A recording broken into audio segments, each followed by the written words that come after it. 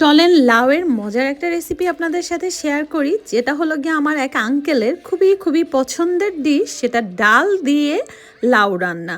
তো ভাবলাম ফ্রেশ যেহেতু বাগানের লাউ আছে, আজকে আমি ডাল দিয়ে লাউ রান্না করব আর সেই রেসিপিটা আপনাদের সাথে শেয়ার করি। আর বিলিভ করেন এটা অনেক মজা হয়েছিল, আমি দেখা যায় নিজেই এক বসাই সব খাইয়া ফেলাইছি।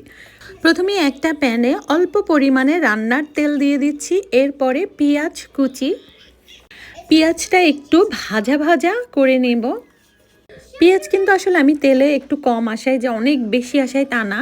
কাঁচা কাঁচা গন্ধটা যখন চলে যায় তারপরে আমি আদা রসুন বাটা দিয়ে দিব। আদা রসুন বাটাটা দিয়ে ভালো করে ভুনে নেব।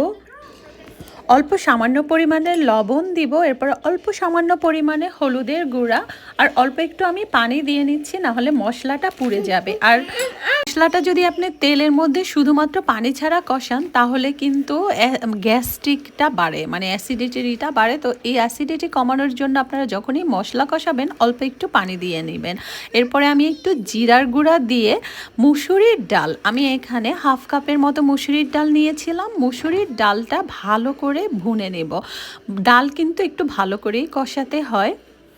আমার যখন মোটামুটি কষানো হয়ে গেছে এই পর্যায়ে আমি পর্যাপ্ত পরিমাণের পানি দিয়ে নিচ্ছি, যে পানিটায় আমার লাউ আর ডাল সিদ্ধ হবে। লাউ থেকে কিন্তু বেশ ভালোই পানি ছাড়ে, কিন্তু ডালটা থেকে, ডাল সিদ্ধ হতে যে পরিমাণে পানি, এই ডালটা আমি অনেক বেশি পাতলা করব না, মাখা মাখা করব। ডাল আর পানি দেওয়ার পরে যখন পানিটা গরম হয়ে যাবে তারপরে আমি লাউয়ের টুকরাগুলো দিয়ে নিচ্ছি। আর লাউয়ের টুকরা কিন্তু ছোট ছোট করে কাটতে হবে। চুলার জাল আমার মিডিয়াম থেকে হাইয়ের মাঝামাঝি ছিল। আর এই পর্যায়ে আমি গন্ধওয়ালা ঘেরতো বোম্বাই মরিচ দিয়ে দিচ্ছি। এই ঘেরতো বোম্বাই মরিচটা যারা যারা পছন্দ করেন খান তারাই জানেন, আপনি যে কোনো তরকারিতে দিলে স্বাদ কিন্তু দ্বিগুণ বেড়ে যায়। তবে ঘেরতো বোম্বাই মরিচটা আমি রান্নার একদম শেষের দিকে, যখন আমার ডাল সিদ্ধ হয়ে গেছে তখন আমি দিয়েছি। এরপরে বাগার দেওয়ার পালা। বাগারে অল্প একটু পেঁয়াজ, রসুন কুচি, সামান্য পরিমাণের তেল দিয়ে ভালো করে ভেজে নিব।